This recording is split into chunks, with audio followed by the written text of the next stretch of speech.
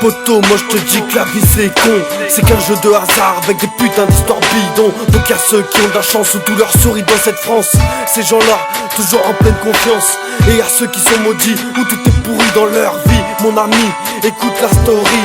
C'est l'histoire de cette femme en perte de son âme, qui quand je la vois, a l'air heureuse et calme. Mais au fond d'elle, pas l'envie de rire, que des putains de souvenirs qui la font pleurer et s'évanouir. Ces souvenirs sont ceux de sa fille, ses fils et son mari. Écoute cette histoire dramatique, pris de panique la première fois à la clinique. C'est un garçon, mais le pauvre est trisomique. Voilà le début de son malheur. Elle s'en fout, elle n'a pas peur, elle en a déjà gros sur le cœur. Son deuxième enfant, petit gentil garçon, adolescent, déjà quelques barrettes dans le caleçon. Très influençable, traîne avec des gars pas stables. Le genre de mec qui se mettrait pas à table. Il déconne puis tape dans la cam. Il prend son envol pour un petit tour à Amsterdam. Mais en passant par Paname, y'a de l'héros, de l'extasie. Ses potes essayent, lui se dit vas-y, ça me tuera pas donc il ose. Mais il fout tous ses potes dans la merde avec son overdose. Sa mère reçoit un appel de l'hôpital. Désolé, mais faut lui acheter une pierre tombale. Elle dégringole, annonce la nouvelle à son mari qui s'en tape le nez dans l'alcool. Personne n'est là pour la réconforter. Elle se dirige vers sa fille, la dernière qu'elle a portée. Jolie fille, bonne élève, s'occuper des handicapés comme son frère, ça c'est son rêve.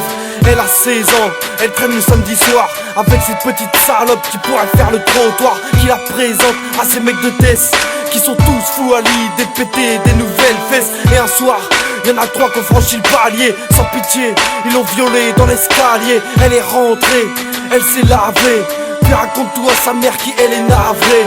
Cette nuit-là, elles n'ont pas dormi, chacune dans leur lit. Elles souffrent donc elles prient, puis la petite va faire des analyses.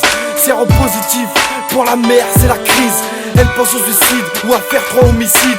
Elle va finir par péter comme un missile. Et le mari, un digne alcoolo, à cette heure-ci faut un au bistrot avec tous ses potos. Comme d'hab, il restera jusqu'à la fermeture. Et comme d'hab, il rentrera avec sa voiture. Manque de bol, ces camions passaient par là. Je veux pas décrire la scène, fin, il est mort là. Sa femme apprend la nouvelle dans la soirée. Elle était saoulée de lui, elle n'a même pas pleuré. Mais elle n'en peut plus, 3 mois plus tard, c'est son fils trisomique qui est emmené par le SAMU.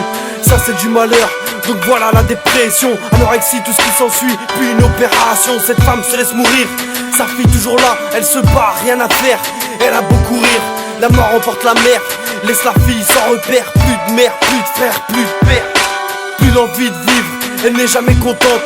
Elle se noie avec un poids dans la prochaine marée montante. Voilà la fin de cette histoire dramatique, tirée d'une histoire vraie, j'ai rajouté un peu de fantastique. N'oublie pas que ta vie n'est pas un film. Non mon ami, y'a pas moyen de rembobine. Réfléchir avant d'agir, t'éviteras le pire.